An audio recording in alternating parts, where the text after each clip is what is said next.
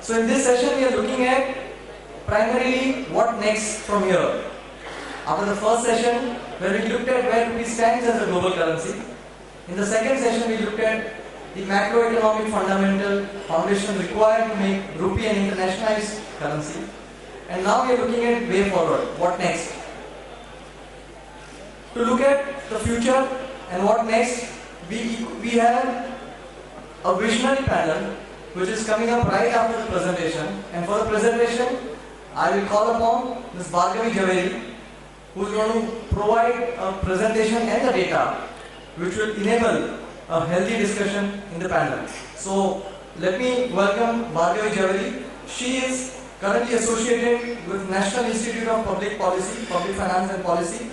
She is a legal consultant, and at NIPFP she works in the areas of financial regulation and policy. Her areas of interest include capital controls, securities, markets, banking regulations and policy.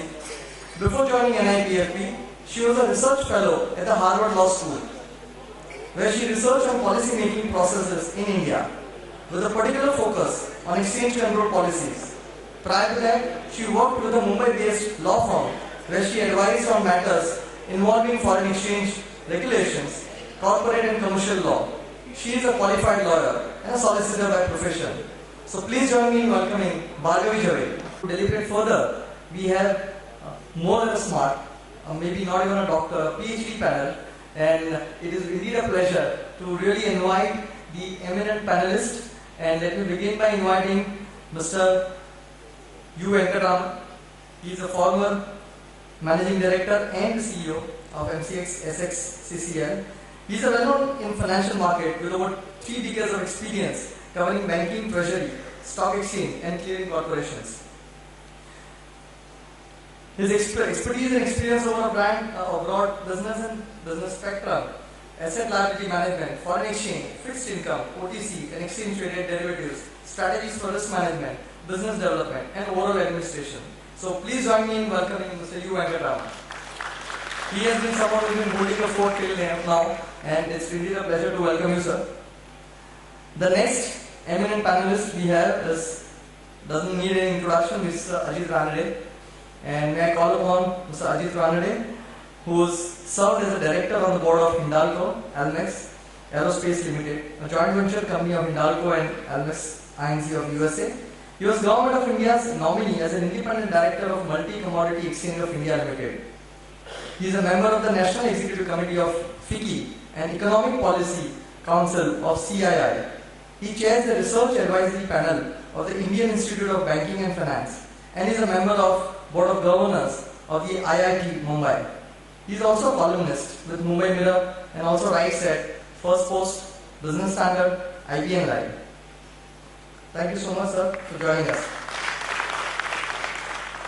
And to manage the panelists, we have the visionary chairperson, Mr. Bharat Doshi. May I please call upon sir. Mr. Bharat Doshi also doesn't need any introduction. He is the chairman of Mahindra & Mahindra Financial Services Limited, India's largest rural non-banking finance company. He was a former director and group CFO of Mahindra & Mahindra Limited, the flagship company of the year 16.9 billion Mahindra Group. Mr. Doshi was a member of the high-powered expert committee constituted by the Ministry of Finance, Government of India, on making Mumbai an international financial center, which is really the point of discussion today. He was also a member of Reserve Bank of India constituted working group to examine a range of emerging issues pertaining to regulations of the NBFC. A member of the RBI constituted committee on comprehensive financial services for small business and low-income households. Mr. Doshi over the years has spoken on economic and managerial topics at several international and domestic fora. He is currently the president of the Bombay Chamber of Commerce and Industry. He was the president of the Bombay Chamber of Commerce and Industry for the year 2009 and 10. Over to you, sir. I missed Venkatesh Biju. He has been a panelist earlier. Please join me in welcoming Venkatesh Biju. He is the Chief Business Officer and the visionary for Almas Risk Consulting. He has been an earlier panelist, doesn't need any introduction. Thank you so much. Thanks. Actually, I was very happy when you started by saying the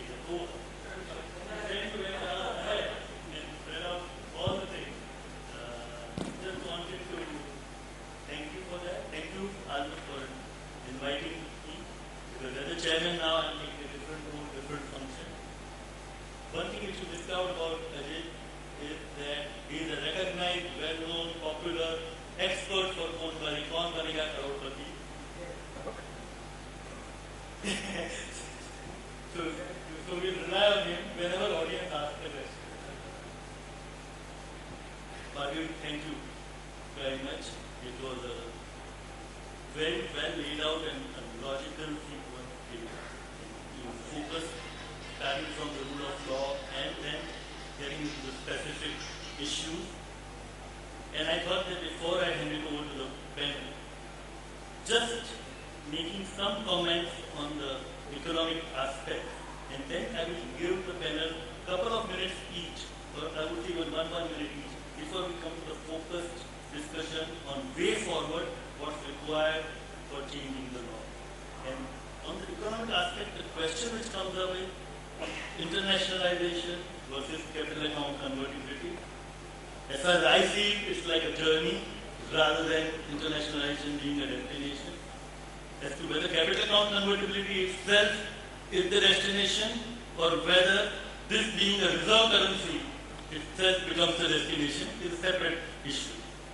The next thing which comes up is the sequence and the sense which I got right from the morning, right from Mr. Padmanabhan's talk was, yes, this has to be done, but everything at the right time, in the right sequence, and therefore not a cold shower or a big bang approach, but go step by step, sequentially. And then comes always the debate, what is the sequence? And you are going brought out also, as did other people, that the domestic reforms being first. On the other hand, we have been hearing this sentence, domestic reforms first, since 1991. And when are they going to completely happen? It's not never going to completely happen, but you are waiting for many which are not. The other question which came in my mind when I was listening to the question answers of the previous panel, in which again I thought that it's like a spur for you people. That are we doing it only because it's a fashion and because China is doing it? Or is this something which is anyway required in the long-term journey? And a view could be that whatever it is, if India is going to grow, it is going to be a part of a global system, it is going to grow in international trade also. Can it ignore this issue? Whether it happens in 2020 or 25, or somebody mentioned 20 years, the thought process on this subject, which has started many years ago, Ajay and I were together on the committee which was referred to about the International Financial Center. And we have been discussing this for many years, and yet we find that the pace is slow. So I will come back again after the panel has reacted on some of these economic issues, and then we come back to the specific issues which is about what kind of legal reforms, and to make it, and I like the phrase smart law, what are the tests to apply? But that is not the issue immediately for you, and I think you can start a minute or two, and then on the economic aspect, and then we come to the aspect. And then of that, the taxation which you raise is an important aspect, but there we will not focus on the type of issues which is completely against the principles and that has nothing to do with internationalization of rupee. I mean, it is like a Vodafone case. It is not something of that kind. We will discuss different aspects. Yes, sir. Yeah, thank you, Bharat. Since you mentioned KBC, first I'll share the good news that you can become a crorepati even without capital convertibility or with any ECB restriction. There was a show about all this rupee crorepati. I was struck by the fact that in Bharati's present, use the word, can you hear me? You did smart regulation, smart so many times, but you didn't define it. You didn't define smart regulation because you took it as self-evident. What is the meaning of smart regulation? So with that, you didn't mention. Okay. So. To resolve the right market. Yeah, but then that's a better question. Then the thing is, you know, I can just only draw an analogy that when during the 60s or 50s, 70s, the government of India invested a lot of money in setting up these institutes for IITs and so on. And if anything, looking back, investment in higher education, primary, secondary, and higher education. Higher education is something that where the benefits of higher education almost entirely go to the individual, and a very small amount goes to society. Unlike primary education, where it's universal literacy, it benefits the child as well as the parents and society. And for a government to actually spend taxpayer money in setting up IIT is very expensive. I don't know if you know that 95% of the IIT budget is paid by the taxpayer.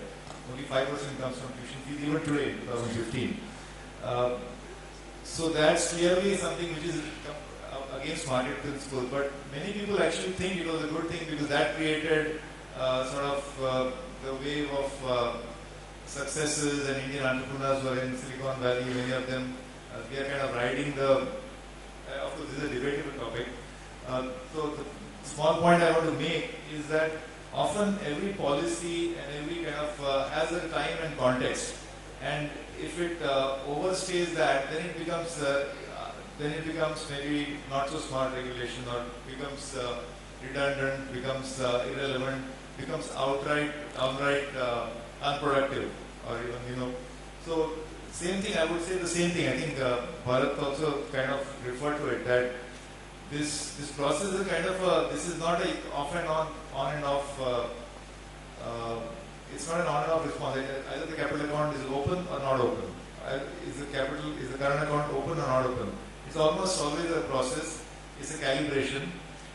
And if you look at de facto, just before the session in the tea break, we were discussing with Maulik that give me specific instances where a customer has difficulty because of certain regulations that are in place today. And we didn't conclude it fully, but I hope the impression at least I could create is that by tweaking certain things, you can almost achieve what is not being achievable right now. So, since I have only 1 or 2 minutes, the point I am trying to make is that this is often a case of calibrating, and the calibration is open to debate. And that where should we be in this journey? It's very, very true and worth emphasizing that the workshop or seminar is on internationalization. So internationalization is very different from capital account opening. They are two different, very distinct agendas, and both of them one can talk about calibration. And it is my belief that de facto for most players, they are able to do most transactions that we can. We can always debate how much is the opportunity cost in not being able to do certain things today. But we can talk about the practical aspect of how to calibrate that policy. But in terms of absolutes, I think it's really difficult to imagine that we can go to certain absolute. You compared us with South Korea, but our contexts are also different. South Korea is the only country in the world which in just one generation has gone from third world to OECD member. And there's no other country which I can see. I can go on, so just give me 1 more minute. See, for example, in 2001, there was a report which came out about the fastest growing economies in the world. This report was called BRIC report. In fact, Goldman Sachs coined this word, BRIC. Brazil, Russia, India, China. Because they were large economies and they were fast growing and they were the darlings of the international investors. Of course, post 2007 perhaps not the same, but still BRIC economy has it's such a strong brand name that there was an international club created for BRIC nations, and now it's BRICS. Actually, annual conferences of BRIC countries. And these are the fastest growing countries in the world. Guess what is their ranking on ease of doing business, since this is a very topical thing. All of them are below 130. In a sample of 180. The World Bank ease of doing business. All of them are below 130. It's now that China has gone up to 90 or 100. Brazil is still 134. So much for fast growth and ease of doing business. So one has to be, when we do the international comparison, that's just a little bit of caution. So we'll come back and discuss. Thank you. One advantage in the last session is the session will be rushed through. But one disadvantage in speaking after Ajit is that when Sachin Tendulkar has scored a double century on a 50-over match, you come to bat next. I will just take a clue from Governor Rajan's speech on the opening day. He said RBI should say never say never. That is, from the previous panels, we have we've seen both highly optimistic remarks, very conservative remarks, and cautious remarks. But if you take a clue from the new RBI governor, he has categorically stated in his first speech itself that there will be internationalization of the Indian. Now, more than once, we all know that this is a process and it cannot happen on one day. Whether it is just like crossing a fence, jumping and crossing, or walking cautiously and crossing. So I feel it is actually walking a cautious step towards that, because we have always taken calibrated reforms in this country, and whenever we have introduced any measures, barring a very few, we have not gone back on whatever we have liberated earlier. So that is precisely why there is always what we call euphemistically as a cautious optimism. Now, to give an overarching principles of this internationalization, I can list out certain motherhood statement which can be expanded later. One is the financial market integration. Then the next one is the monetary policy coordination. Then third is the harmonization of the legal and regulatory system. And fourth one is the regionalization and linkages of the products. And the fifth one is a deepening the bond market in the country, which is unevenly made a mention. You are right.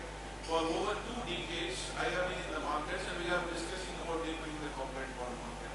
So these are all the 5 pillars on which if we build up, I think slowly we will be moving towards that. 15 years back, nobody would have thought that we will be discussing the concept of internalization like what we have been discussing today. So there is a light at the end of the tunnel. How far the tunnel, whether it is 5 years, 10 years, 15 years, the time will tell, and all of us will live to face the reality. Coming from a background of a practical banker, and then getting into consulting and looking at various SME sectors and corporate problems and being optimistic in the market. What I would like to share here is that, see, taking actions, taking many steps, that is important. And it is possible to share with you, most of us, Gaurav Doshi and my age people, when 50 years back, to get $500 foreign currency, you have to go to the bank, Reserve Bank first, take permit, then go to the bank personally, because you have to sign the TC there. And it's a process. Okay. Then what Reserve Bank has done is that they have permitted to the money changes. The ease of getting currencies, of course now credit card, debit card, so many. Getting a foreign currency is no issue, it will happen in 5-10 minutes. Okay. So what is there for international process? When it comes to global exports and imports, the process is very slow. It is a shock to hear that a corporate can borrow at LIBOR at 0.25 basis point. And when it comes to SME sector, there is no restriction because Reserve Bank has freed the market. When they free the market, they have put no restriction, no bar. So there are cases where some sections of the society, they borrow at LIBOR plus 400 basis point, LIBOR plus 600 basis point.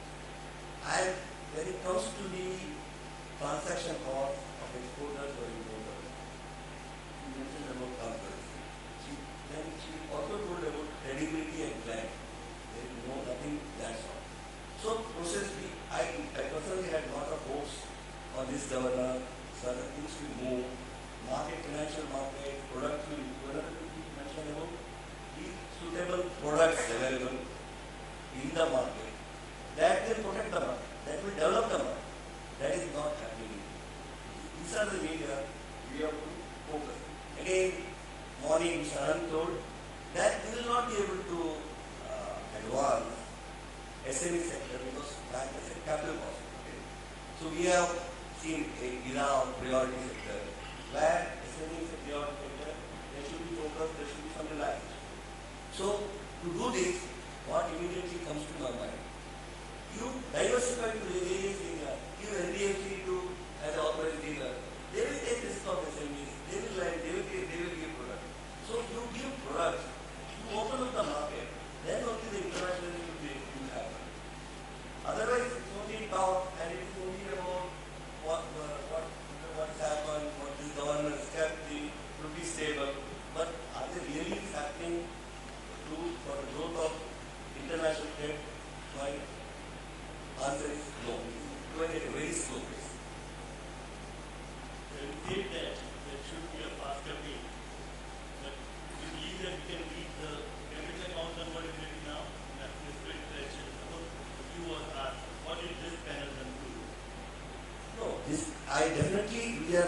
ready to reach capital account profitability. What I am talking about, to ease the trade, doing business in India, okay, being an exporter, okay, in India, I have to be given all the facilities where I can compete with my European peers.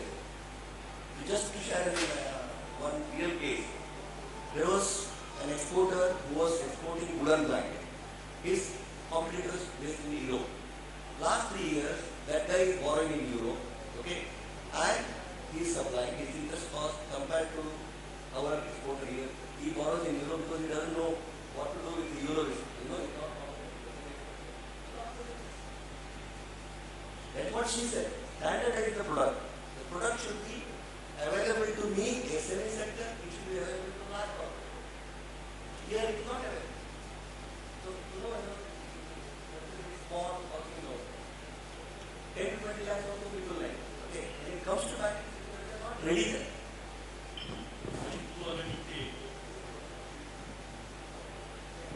This is the same example with molecular grade, right? That if you are below 200 crores, you are not able to. So this is the specific regulation that we can address. I mean, this is an easy, low-hanging fruit. So you are saying that your SME, your network does not meet the minimum criteria that the RBI has or the regulator has about accessing ECBs. And so we just need to, that's what I meant. Like when I said we can calibrate, it's not like today, from today onward, we should have absolutely no controls or no restrictions on unlimited foreign borrowing. That's not, I think that is not, in fact it is not advisable also. You see, the US gave a very blanket promise during the Bretton Woods Conference in 1944, and without telling anybody, on 15th of August, India's independence in 1971, they just broke the promise. What was that promise? That the price of gold per ounce in dollars would be fixed at 32. And they realized that this is not sustainable. So one fine day they broke the promise, and that was a breakdown of the Bretton Woods system. So I think, so that's not an absolute promise. We recognize this problem, Mr. Bijul is saying, that here is an example that the current capital account restrictions are hurting SMEs. Give empirical evidence and we'll change the regulation. I think that is the way it's going to go. Hopefully there will be some bigger step, bigger changes. But I don't think we are going to go, to answer your question, we definitely are not going to go to capital account convertibility very quickly. In fact, the original author of the so-called Washington Consensus, Mr. John Williamson, the four conditions of the Washington Consensus was, one of them was capital account completely opening up. In fact, the IMF was going to make it as a precondition of membership. It was going to be an article, and this meeting was going to be, this was held in December 1996 in Hong Kong. Fortunately or unfortunately, in June 1997, just 6 months later, we had a bloodbath called Thai crisis. It spread to East Asian crisis, and very quickly that agenda has vanished. So that agenda has not come back into the IMF discussion that all member countries should have capital. That was actually being discussed. And Mr. John Williamson now has written that India should not open its capital account at least until some 2030 or something. The original Washington guy. Before I get to you had made one question in the morning in the opening remarks, which was that will there be a cost reduction if rupee imports and exports, rupee invoicing was permitted. And just as a theory, that till the markets deepen, just the transaction of rupee invoicing, if it benefits the Indian exporter or importer, whichever position he is in, and therefore there is a risk passed on to the customer or the supplier, then that will somehow be factored into, because now he has to hedge that risk. And whatever be the cost of the risk will in a way come into the transaction depending on who is the dominating person in the transaction. So this is one of the things which I thought I might just mention. When the markets become deeper, then of course the cost comes down irrespective. But if the markets don't become deeper and you are starting rupee invoicing for exports and then passing on the risk, the passing on the risk may benefit here, but will be indirectly captured back in the price of the transaction. This is my theory, and I thought I might just react to you just now. We come back here, and because he mentioned that example of Bretton Woods, and in a way now I'm testing how regulations ought to be tested. And you gave the SMART concept. I am trying to look at the extreme and as well as the art of the possible. So suppose one comes to the conclusion that if you want to be in global trade and you have to move and do this journey, then test every regulation which exists today. But is it inhibiting the ease of trade? And no, I'm going to ask the question, but first let me finish my statement. Is it inhibiting the ease of trade? Or alternatively, if it is increasing a risk which is perceived by some, and it is always going to be subjective, whether you call the best of economists or the best of politicians or the best of the people who are objective, even then the ultimate opinion will vary as to what's the degree. But there will be so many extreme things which can be eliminated from the law. And then try to test it how many transactions we are inhibiting. We definitely, because any time you talk about capital account convertibility, or so people will immediately quote not just the Bretton Woods type of example, but more recent example of 92, and George Soros brought the Bank of England to their knees because the thing was open and he took a position of selling, while Bank of England had already taken a position that pound euro will be within this parity. So in a way it was like a fixed exchange rate in a range. And because they had taken that position to defend it, at a given point they had to give up and say that no, we will devalue. Now that kind of a situation also you don't want. So that's like an extreme part of it. So saying that no regulation versus the ridiculous regulation that we deal with every time. And I think you made a very right point. They collect data post-mortem. Because data is relevant. If you are going to look at future progress of legislation, you can point out that changing this has not affected the country in any manner. And this is a very important test, as I would say. So, applying the test, the SMART test I am saying is art of the possible. Let's not fight something which doesn't matter. If suppose there is no case happening of a kind, nobody is affected by it, and there is a silly regulation, let's not waste our time. But anything which affects, yes, get into it and let's get working on it as fast as possible. This is a different kind of test on legal jurisprudence I am suggesting. Because quite often we will blame the draftsman, quite often the regulators themselves want the power of approval. Because any time the answer would be that who has stopped you? Just come and take our approval. We will give you the approval. I mean, again, this morning some example was mentioned and I was just checking with our finance desk how much you are affected by that. And we manage. Ultimately, we are not worried about it because giving that certificate doesn't bother us. Now, one can argue, why is a certificate required? Is the CFO unnecessarily putting himself at risk? On the other hand, if by doing that it is not affected, it is providing some data to the regulators. So this is the art of the possible theory. But if it affects the journey, then yes, it is something which one has to work on and work fast enough to create the environment. Now, just because regulations provide, it is not necessary that the transactions will happen. Transactions will happen only if economically it is justified. If economics does not justify, because law provides it, it is not going to start a commercial. So, with this extreme, now you can react on that and then again I will open it up for that. Okay. I think I probably didn't get enough time to explain the concept of smart regulation and therefore I codified it as smart regulation just because it sounded catchy enough to me. But what I really meant is that smart regulation is not to be equated with full capital account convertibility. In fact, in my opinion, smart regulation has nothing to do with ease of doing business as well. Which is why Bhutan, Nepal being ahead of us in ease of doing business rankings, I mean, it's introspecting why that has happened, but it's got nothing to do with smart regulation. At a very fundamental level, smart regulation is about allowing the state to intervene in the affairs of private individuals. And my only limited point is that smart regulation what is smart regulation? It basically identifies a problem and seeks to resolve it and does nothing more. The problem may be that there is too much risk in the market and therefore mandate hedging requirements. Let's take the example that Maulik gave us before we really convene this panel.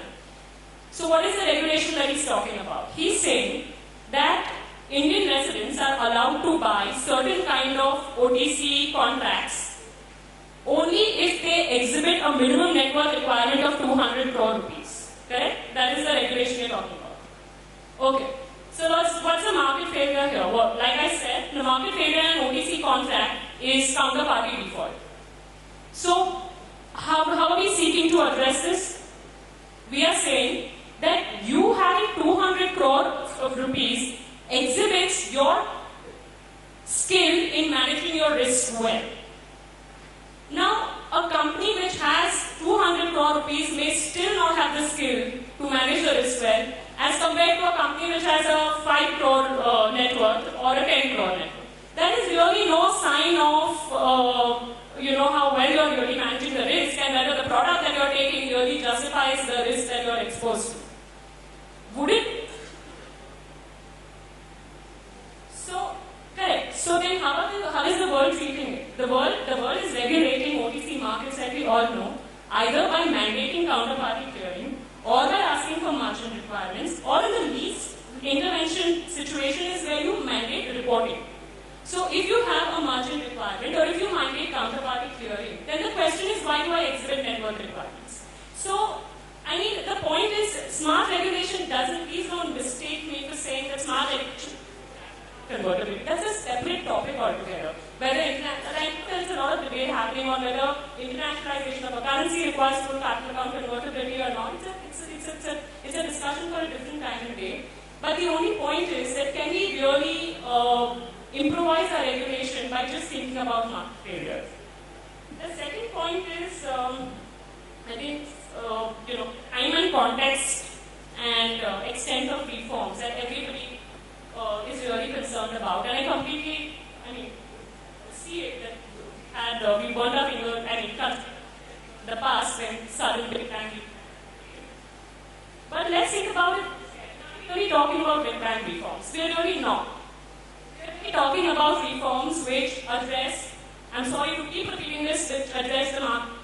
Having a 200 net worth requirement without depositing a single rupee of margin is not going to ensure that I will not default. Me having a margin requirement or me requiring counted will ensure that I will not default. So that is, in the context of the examples given, I would just test my proposition this way. So that's a little bit okay. And just a counter argument which always comes up is that you don't want a default, whatever happens, because it affects reputation, and even good players will not be able to go and operate in that market if they are from India, if so many bad players go there. This is the normal argument. Your margin requirement issue definitely solves the aspect of what I call the contractual aspect. Other parties' comfort level, it comes with the margin requirement. It doesn't come with the law in India which exists about law. But what does the lawmaker, what do they feel? They feel that I have taken a measure which will prevent weak players to play in a game which will ultimately, because of reputation issue, may affect strong players to even play. That is the argument that comes across. If you have an immediate reply, fine. Otherwise, you can come back later, but then Mr. Vijay come back. Yeah. She said also, what we have to need is, we have to identify the exposure. Okay. Then we have to use the right tool. Okay. Coming back to the same question of 200 crore, is it irrelevant? If I have $1 million, if I sell a car, I am using a right tool and I have an exposure. I manage the risk. Here, the smart regulation has to take care of this. You apply same yardsticks to all over. If I am an exposure and if you don't have an exposure, smart regulation should take care of that. The risk is managed. Okay? Risk is identified, managed, and proper tools should be used. That is what she has covered in her survey. Mention this section, whatever argument I mentioned is what the legislators or the executive provide. It is not that I agree with them, but this is what they come back immediately. That what we are protecting is the. Bharat, can I just take a minute? Since this example has been discussed several times, I brought it up because we discussed with Maulik and then you also mentioned it. Incidentally, this is just a bilateral. It's not related to an exchange. So there is no margin requirement kind of thing that can be done. So in this example, the margin requirement is not relevant because it's just a bilateral thing. It's really about what we call qualified institutional we have QIPs and all that. But basically, it's two counterparties. And the restriction, the current regulation says, okay, guys, you better have a deep pocket because you're selling a call where the downside is unlimited. So we want to be sure that you'll be able to weather the loss. So let's not debate this particular regulation. But in general, you can see that even in the most developed markets where there is capital account openness, there are rules regarding unbounded short sales. And in times of unexpectedly, they put arbitrary restriction on short sales. The Chinese stock market was closed almost for a month, I think. No sell. Forget about short sale. So they of course are not a benchmark for our discussion. But therefore, these, as I kept saying, that is a very valid example he gave. And he gave as an example, there is an SME client who, because of the existing regulation, which is not quote unquote smart enough, is not allowing a mutually profitable transaction to happen. So I said, I feel that yes, we should tweak that. And that's the way I think regulation is going to evolve. Unfortunately, it sounds very, very clumsy, and someone like Ajay Shah will be completely unhappy with this case-by-case approach. But largely, it's going to be like that. It's going to evolve as we learn from empirical evidence. We need empirical evidence. We need evidence that the regulation is killing the economy. And this is sometimes a counterfactual because this is an opportunity cost. They say, who knows if India had not followed this Nehruvian socialism, our economy would have been the most developed economy in the world or something. But it's difficult to argue on counterfactual. But essentially, in the current context, I think it's going to be empirical, it's going to be calibrated, it's going to be gradual. That's the way I think. As I see it, at senior level, there is a definite change in approach over the years in terms of appreciating the issue. But ultimately, while implementing, somebody points out a given risk, the likely fallout if we do it, and therefore then comes this idea of limit. Okay, let's allow it, but let's put a limit. Now the limit may be completely ridiculous. If somebody does a factual analysis of the transactions which happen, and then where the limits are set and how they are set, you may realize, and similarly sometimes the ultimate consequence of the change which is required may be completely negligible. And I am giving an example here. It is from 1986, so it's not a recent example. But just to see that at a point when I got admission for the program for management development at Harvard, I was mid-career, 35 years old. And at that point, RBI, before giving permission for remittance of $20,000, insisted that I go with all my certificates from BCom, LLB, LLM, etc. Then when I went to the certificate, they said, no, you not brought your mark sheet. So I went on the next occasion. And they saw that everywhere I got more than 55%, which was the criteria. If any of the exams, if I got less than 55%, so here, Howard has admitted me, but this was the situation. And in 91, when after the crisis, and within 2 years after that, in 93, this was removed completely. 93 it was removed completely. How much did the country suffer because of this? No student had to go. I actually studied, unfortunately my timing was in August. So at that time, it was a queue of students in which I am standing there with my bag. And it was ridiculous. And that nobody had calculated the impact that if this regulation is not kept, what happens? So mentioned. So another element of smart regulation is, like I said, no single lawyer, economist, etc. can draft the perfect law which is smart. Is that you basically need a lot of stakeholder involvement, and secondly is the cost-benefit analysis. Every law, before it comes into force, has to evaluate the cost that it will impose on consumers, on the government, and on businesses. It's not just one stakeholder again. And also, okay, in the case of non-financial sector laws, we've got to test the impact on environment as well. So the point is it's smart, okay, and another submission would be that after the law is enacted, you've got to test that you have valid data for at least 2 to 3 years to test whether the counterfactual is true or not. Now that's where, when somebody mentioned this morning, that you mentioned it later on in a different way, but that requirement of data to be given. So I'm not, in my mind, against the requirement of giving data if it's not ridiculous data. I mean, so that's where I'm making a distinction. Because data is required for making those points that we are in the right direction. What has happened? What are the consequences? There has been no crisis, nothing. Why can't we open it a little more? That is how the legislators and the executives are operating. How to convince them? Give them the data. If it is a ridiculous data that your grandfather's name is asked in the form, then that's the ridiculous data. But otherwise, relevant data of the transaction, if it helps to prove a point to be given, should not be a problem. That's how I look at it. Now, sometimes people say that no, let people enter the market, that will deepen the market. Why ask for underlying transaction? These are all valid questions. Let the speculators come, because that, they will burn their fingers, they will burn their fingers. But that will allow the market test. And these are arguments which one can make, but I personally feel having data is not a problem. I mean, just putting that information. Now, we have time to understand, because I want to open it here, and I want to deal with the taxation issue. Before I open the taxation issue, anything on this discussion you want to add, or Mr. Vijay, or Ajit, you want to add anything? As a devil's advocate, I have a counter viewpoint on the whatever smart regulation we have been discussing. If you look at historically, whenever RBI, of course, there is no one from the regulator in this panel, so at least I can, I think 2 of the RBI representatives sitting here. I can only say that wherever things have been approached, RBI has taken a very considered view. A. B.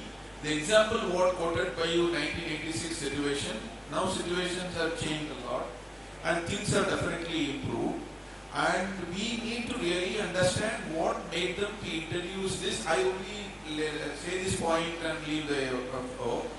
Thing is, the reasonableness and appropriateness policy for the derivative was introduced after much devaluation happened in the market, for which the regulator was also blamed, and the case was filed in the Orissa High Court. Then it went up to the Supreme Court. So at that time, whether they are the lender of the last resort or whether they are protector of all corporate interests, then it's a debatable point on which one more panel will have to be held. So that is the only. So it's not that the regulator is not convinced. The regulator has a basis, and if, as you rightly put it, if the proper data is given to them, they are amenable to changes. That's the limited point I just want to make. Yeah. See, giving underline, where underline is available, that is not an issue. As you rightly said, exporters or importers giving it, but there are several cases where it is impossible, it is impracticable to give underline. Case which I shared in the morning. You are an exporter. Your average last 5 years import $50 million. You would like to get 1 year or 2 years. Okay. How do you produce underline? Not possible. Potential underline. Yeah, it is a potential underline. It's not possible. You do a export order for 2 years or 3 years, you will not give a 1 year. For example, perishable. Okay. For example, seafood. Who will give you a 1 year order? So, the law is not the law is vast. Never think of it like doing business is becoming more and more complex. And it's always the bank what is Now we go to taxation. And I think you want to raise what you were whispering into me on the issue of tax framework for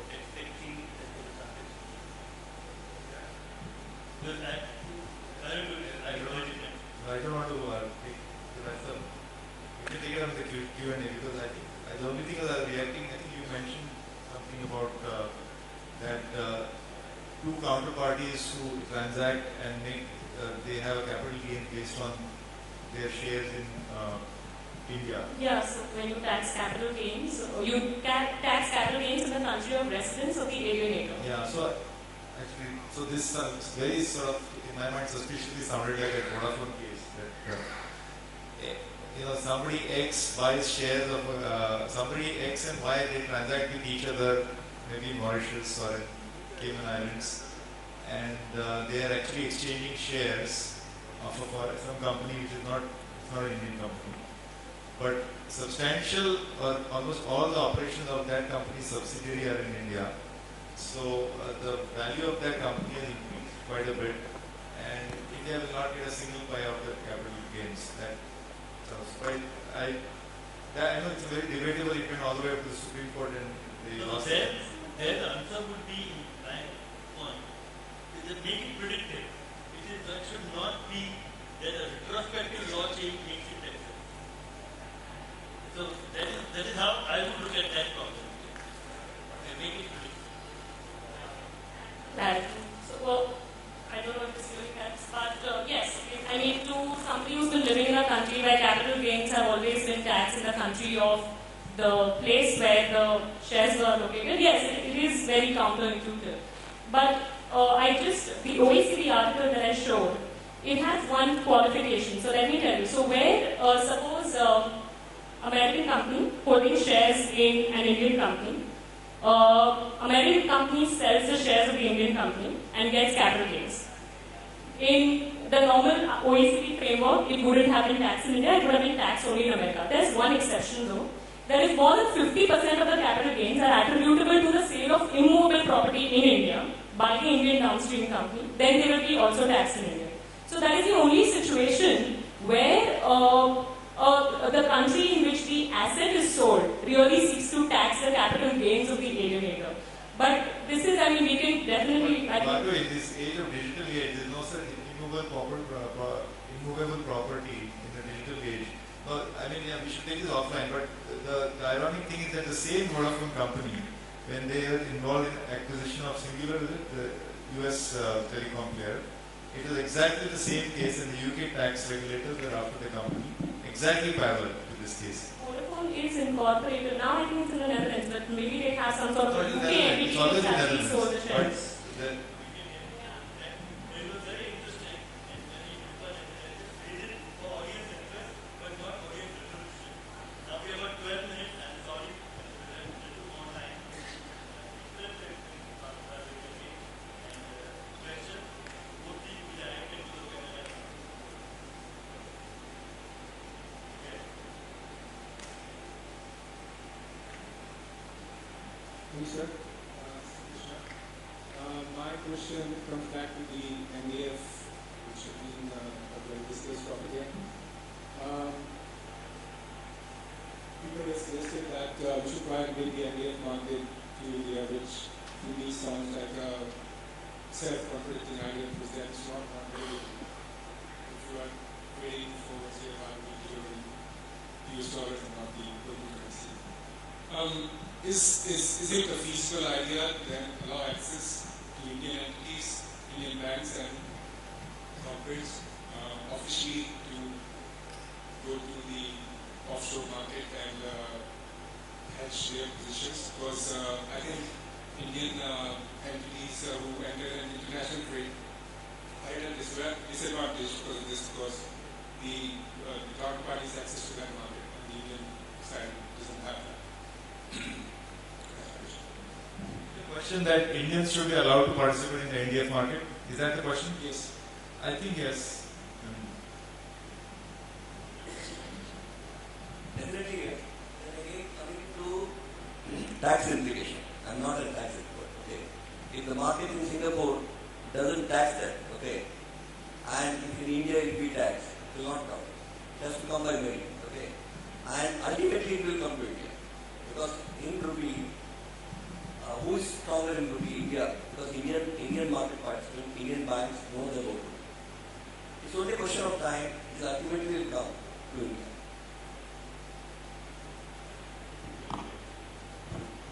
Yeah, one to that is expand the market timings, because if you say that the currency markets are 24 hours market, you progressively expand. That's what even the regulator has been doing when RTGS was first introduced. I'm just taking an example to show that they are proactive. The customer transactions are only up to 2:30. Then it went up to 4 o'clock. Now it is up to now 8 o'clock on NEFT can be 6 o'clock. NEFT can take place. So instead of sending the Indians to go and operate in a market where they are not aware about the regulations thoroughly, or where they will not be in a position to sort out the legal hurdles, if any, that may come once the transaction gets executed, the other alternative is to expand the market. And now then, there are a lot of operational aspects that could come, but even today, Indian banks operate at night desk. Almost all of you are aware in the markets. Indian banks operate all the branches in the foreign exchange branches in India. They operate a night desk where the positions are carried over to the next day. The risk is taken over by the authorized dealer. So similarly, if such an alternate arrangement can be plugged in, then definitely we should be in a position to get those. So why at all the exporter or importer need to seek the Indian market? Because there is no rupee code available beyond 5 o'clock, whereas he can look up to 8:30 at Dubai market to get the rupee code tentatively. And you can look at the Dubai or New York or Singapore market to get the codes of the US data comes out. So if that alternate arrangement can be made, well, that is possible, yes, possible. Minister of Finance has already taken up with what are the possibilities. And at the end of the day, again, as she said, that what could be the risk parameters, again, we have a big debate on that. So that is how it should be possible to do that. In a lighter vein, IPL betting is not allowed in Mumbai, but IPL betting is allowed in London. So Indians who want to make this. Yeah, I have a question connected to what you mentioned about the cost of finance. Now, taking into consideration the fact that the counterparty would manage the currency risk, the sheer fact that you as an Indian company is allowed to issue rupee bonds in the international market, do you really see the impact of reduction in the risk premium overall? Like today, for example, if you were to compare our GSEC rates and the corporate average rate of borrowing, which is almost 300 or 400 basis points. Now, when I am allowed to go out and issue rupee bonds, do you really see that reducing? Actually, this is a classic. Thank you. This is exactly the empirical question. See, I used to wonder many years ago. This Infosys and all these companies to crib, that we bill in dollars and then the dollar rupee whatever. So I used to think just to eliminate their currencies, why don't they bill their customers in rupees? Just they have a rupee rate.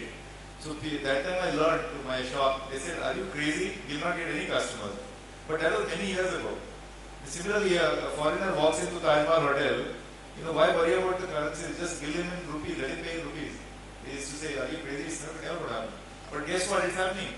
So now, I don't know if Infosys, but some IT companies are actually billing in rupees.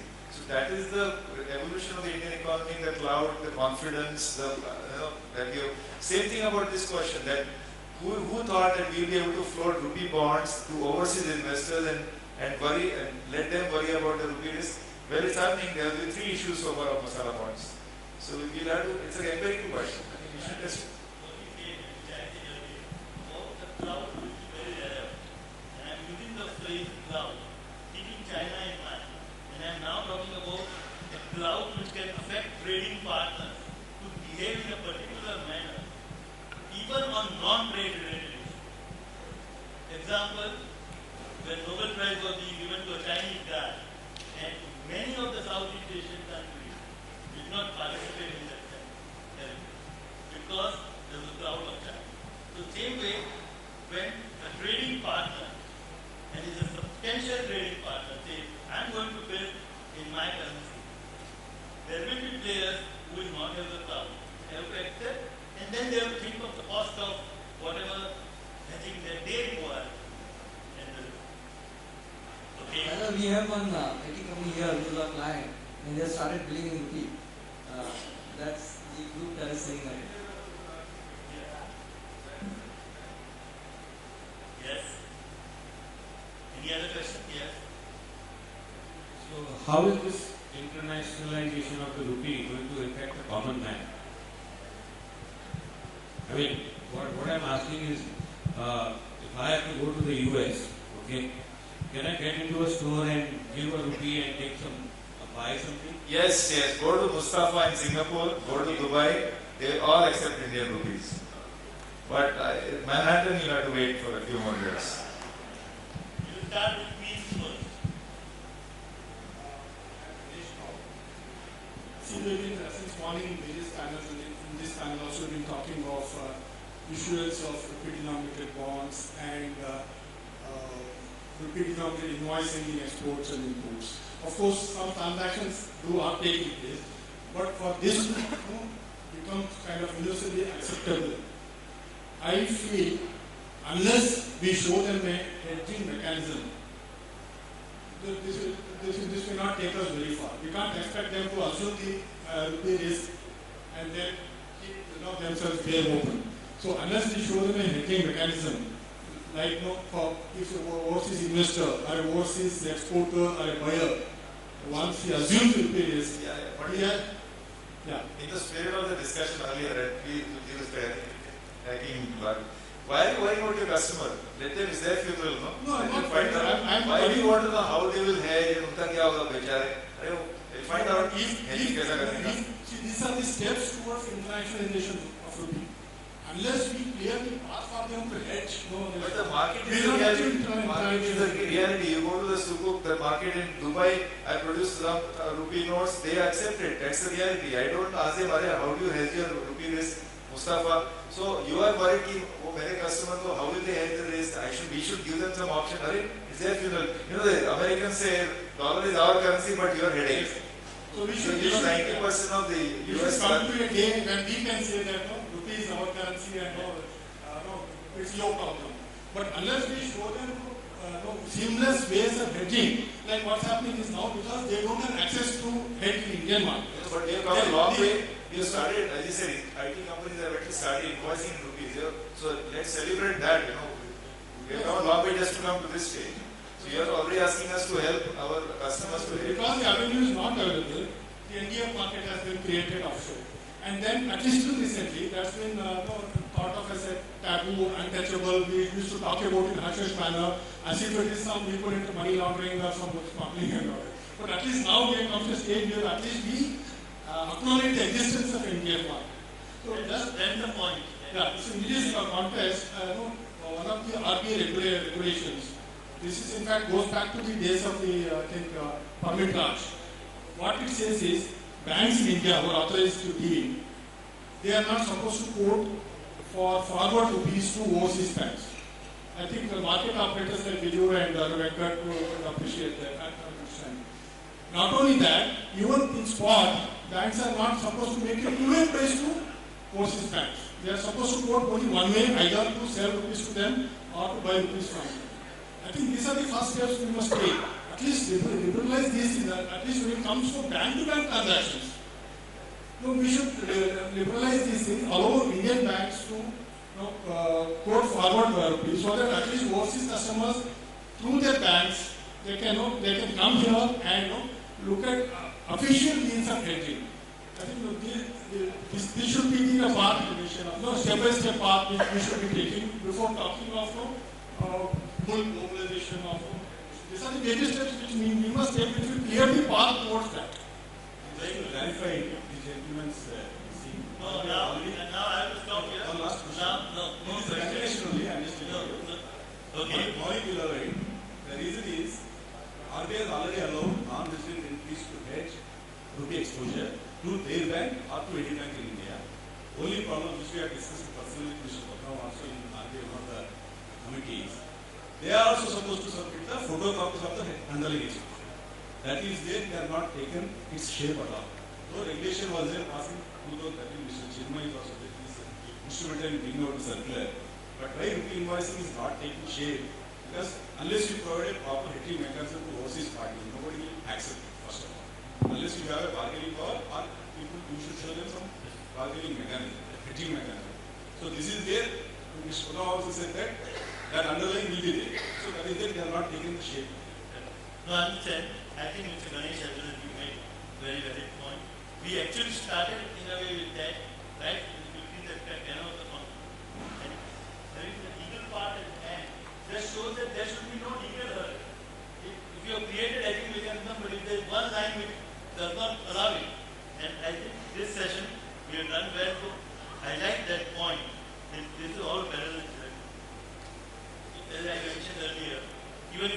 perfect law. When economics doesn't make sense, it will not happen.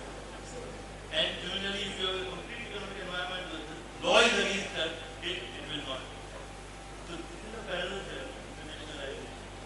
And thank you again before I hand it back to you. And Ajay, I'm sorry, allowed to 3-minute session. Thank you so much, sir. Just to quickly sum up and the key takeaway from this discussion. Now, one of the key aspect is we definitely have begun somewhere, but looking at the aspirations that we have, we are talking about an economy which is growing at a fastest pace. And somewhere from Bhairavi's discussion and the presentation, that there is a need for even the regulatory changes to match the pace with which we really want to grow as an economy. And that's where somewhere there is a bit of a mismatch in terms of the pace with which we will have regulatory changes, or we are having it right now. And that's where there is a whole concept of smart regulation, because some of the acts, regulations which are made probably years ago are still same and not really in line with current development. And we have the presence of Reserve Bank of India representative, and thank you so much for really attending this session, which is really at the time to well, I would say. And the second aspect which Mr. Doshi talked about, that many a times there could be a simple way of addressing the solution by approaching the regulators. And fortunately for us, we have a regulator who's really open to consider and open to give you a listening. Now, in such situation, maybe most of the times it's just a matter of a call or maybe approach, and that's something which really doesn't take place. And I get into my own conversation called, things are not really working. Now, those are the things, aspects which are really the key takeaway. And I really want to thank each and every one of you. Thank you so much, sir, all of you, really for spending your valuable time and giving us an insight into right from legal aspect to the practical aspect, and at times also giving an access to how to address some of the problems which are actually not a problem. And I take this opportunity to thank each and every one of you, and also invite Mr. Jairam to felicitate all the panel members. Please join us in welcoming and felicitating Mr. Bharat Doshi, Mr. Ajit Ranade, Mr. U. Venkataraman,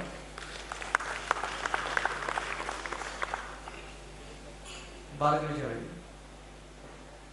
Venkatesh is already felicitated. We'll just have a group photo, sir, before I hand over mic to Mr. U. Venkataraman for the introduction of Rajesh Shah.